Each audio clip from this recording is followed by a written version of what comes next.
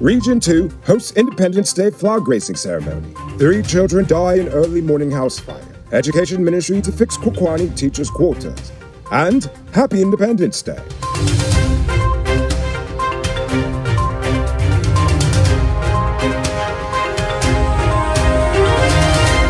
I am Rico Bulford, and this is Uncut News. Do you see news happening? Send us a tip on WhatsApp at 592-659-6151. Happy Independence Day, Guyana! Today is the 56th anniversary of Guyana's independence, and this year the government decided to take the celebration on the road. This year, the national event was held at Damon Square in Regina in Region 2. It was also revealed that going forward, the Independence Day celebration will be rotated in all the regions every year, so everyone can be able to take part in these celebrations at some point. Good stuff. Glad to hear.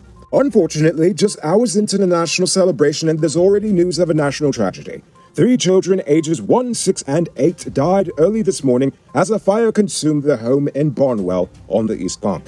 The children's mother, 23-year-old Tracy Fleur, was at work at the time. Fleur works as a security guard to take care of the children whose fathers are not present in their lives. However, neighbors are pointing the blame for the fire supposedly on the woman's partner, Junior Cedric Day.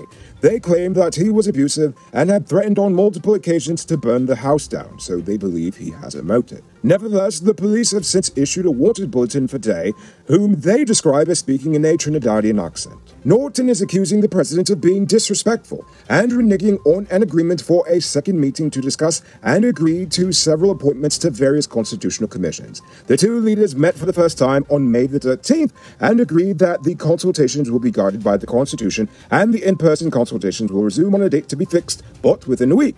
However, no such meeting has been scheduled some 2 weeks later. Gail Teixeira says the absence of government members at last Monday's PAC meeting was not out of spite. Rather, it was due to national emergencies and members being ill. Her comments were made in response to fellow PAC member Ganesh Mahipal. Mahipal claimed that the members purposefully skipped the meeting to slow down the already backlogged committee. How behind are they? They are still reviewing the 2017-2018 period. Now it's time to tell you about Best Buy's car of the day. Currently on sale, this is 2017 Toyota Rumi. It comes with Bluetooth, mug rims, new tires, TV, CD, stereo, fog lamps, back camera, and much, much more. Buy cars for $3.15 million.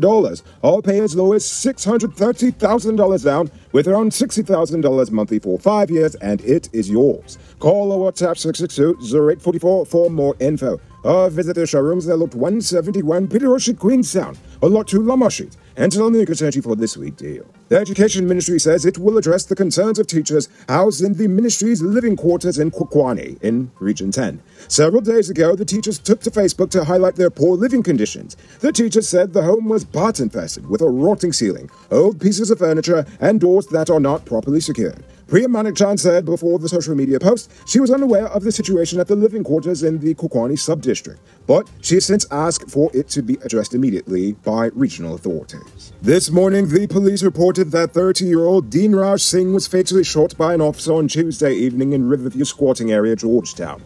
Singh was reportedly fleeing police, who were arresting him after he was accused of severely beating his ex-wife just hours before. The officer who fired the shot claimed to have seen a gun in Singh's hand. After being shot in the abdomen, Singh reportedly jumped into the nearby Demerara River to escape. The following day, fishermen of Riverview squatting area discovered the man's body lying on a mudflat of the Demerara River. The hands of both the suspect and the police rank, as well as clothing, were collected for the examination of gunpowder residue. However, the suspect's alleged gun was not found. The officer is also on close arrest, while the police OPR has since opened an investigation. A resident of San Martin, Venezuela, identified only as Kelson, is feared dead following a boat mishap at Devil Hole, Cuyuni, Mazaruni.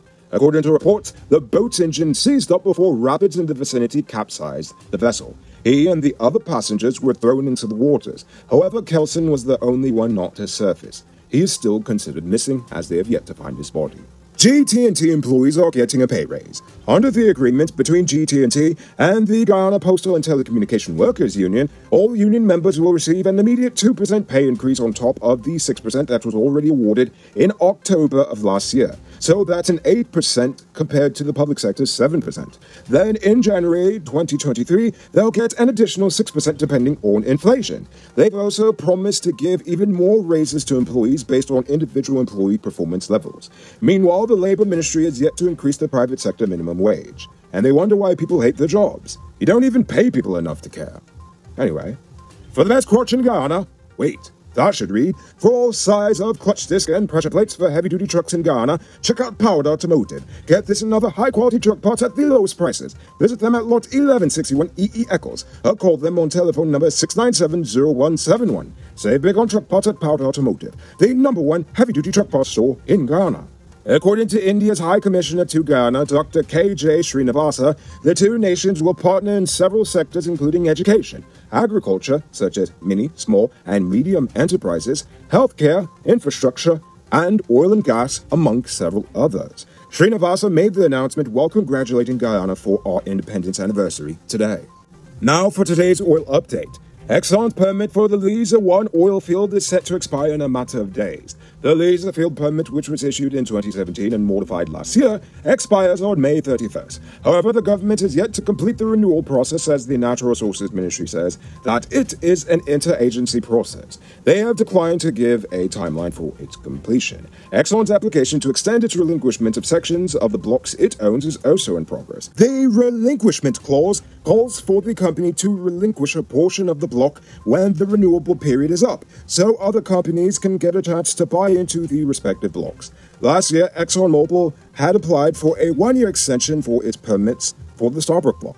Exxon said they were delayed with their drill plans because of the Rona, so they should get some extra time to make up for what was lost. When in doubt, blame the Rona.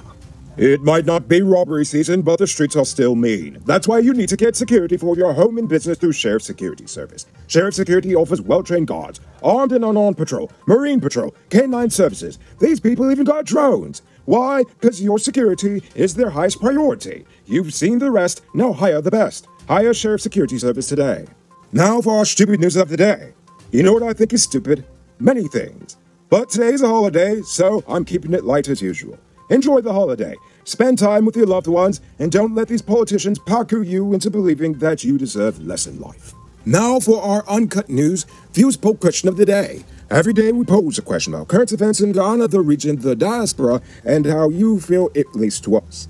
Last night, I asked about the new Demerara Harbor Bridge and how you feel about it, good, bad, or indifferent. Bucks and Spy says, I think it's good that they're getting started on the bridge, but I wish they would communicate to the people what they intend to build and how it integrates into the existing or proposed approach roadways. Now on the environmental side, unfortunately, Guyana failed miserably because the EPA is now a political tool. The government at one point committed to conducting a full EIA, but started to sidestep their own laws by stating incorrectly that a feasibility study qualifies as an EIA. However, as long as the voters buy it, who cares, right? My issue exactly. Yes, it's great we're getting development, but, can we get some transparency with it? Tesla Andrea White says it's a good thing that they're starting construction on the new bridge, yet only time will tell whether we would be okay with the cost to cross it. It may be reasonable, yet if it's not, what's going to happen then? That just is going to create another struggle to the many others we have in today's society. Indeed, so I hope we get a fair price. Shona Newton says the PPP is keeping their promise to modernize Ghana by building the bridge. If they do not focus on sea defense, this new bridge and everything will float away. Indeed, I keep saying that you got to focus on the sea defense. Development is great, but we got to preserve it. Guyette says, when China Railway owns the bridge for 20 years and sets the cost for the toll, will they employ Guyanese? Will Guyanese be employed during the construction? These are questions that need to be asked and answers given. My questions exactly. Willow Darrow says, right on point about the sugar estates. Well, no surprises of who the contractor for the bridge is. Good luck to everyone who will be paying to cross. Seems like our people don't learn from the Burbeast Bridge. Seems like a rush to build the bridge. Is it that it's needed, or some fat cats need to take some more of the country's money? I love that you all are asking very good questions. I just wish our media would do the same. And finally, Rob Pizza says, the China Railway Construction Company is another joke.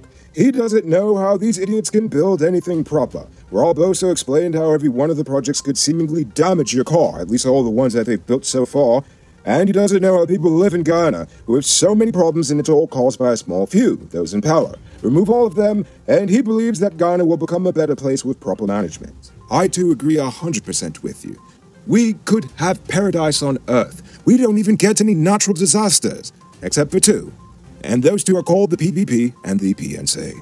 Before we get to tonight's question, you can multiply your cash by selling digital top-up. This is a legit way you can make money at your business or to supplement your current hustle. Become a top-up vendor quick and easy by linking with Cellular Plus. Call them on telephone number 685-3109 for more info. Now for tonight's question, I want to know, what questions do you have for me, Noriko? I want you to think about that question and tell us in the comments below. If your response is good enough, we just might feature it in our next episode. Anyway, that's all the time we have for tonight, and check us out tomorrow for another. Until then, I'm Rico Bullford saying, have a great Independence Day. And as always, don't drink and drive, or you'll end up on the next episode the hard way. Ha! Good night, folks.